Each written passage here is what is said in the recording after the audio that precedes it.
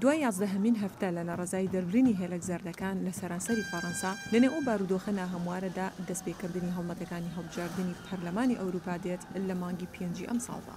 شیکەرەوە مایکل کۆتاکیز دەڵێ پۆپۆلیستەکان کە لەلایەن خۆپیشاندەران پشتگیری دەکرێن چاوەڕێ دەکەن کە هەڵبژارنەکانی داهاتوو جیاواز بێت لە هەڵبژارنەکانی تر لە مێژووی یەکێتی ئەوروپادا. ئەوە دەرفەتێک دەبێت بۆ هێلک زەردەکان لە دەرخستنی دید و بۆچوونەکانیان بە ئاشکرا لە بەرامبەر سیاسەتەکان و هەروەها گەیاندنی ڕاو بۆچوونەکانیان لە ئاست کاردانەوەیان لە بەرامبەر سەختی ئابوووریەکانیان. ڕێبەری ڕاستەوەی فەڕەنسا مارین لیپین بە دوای یەکریزیدا دەگەڕێت لە نێو پارتی نەتەوەیی خۆپیشاندەرە هێلک زەردەکاندا. ئەو لەوە تێگەیشتووە کە ئێمە کەسانی خراپ نین، ئێمە تەنها لەبەر ئەوە لێرەین کە برسین هیچی تر. ئێمە برسیمانە سەرمامانە پێویستیمان بە پارەیە، پارە ئەدرێت بە بێگانەکان بەداخەوە.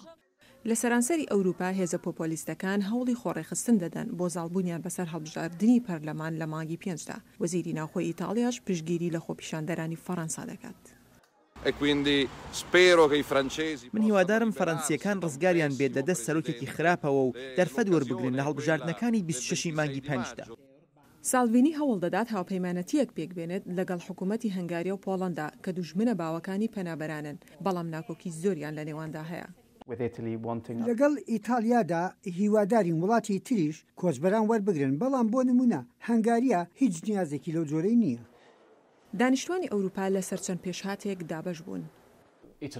ئیتالیا ئەندامێکە لە ناوچەی ئەوروپایی، بەڵام پۆلەندا نا. پاشان بە گوێرەی سیاسەتی دەرەوە زۆر گرنگە کە پۆلەندا بڕواایکی زۆری بەڕێکەوتنی هاوپەیمانی ناتۆ هەیە. دەترسێت لە رووسیا و گومانی لە ڤلادیمیر پوتین هەیە لەگەڵەوەشتا سالڤێنی باشکرا پشتگیری خۆی دەربڕیوە.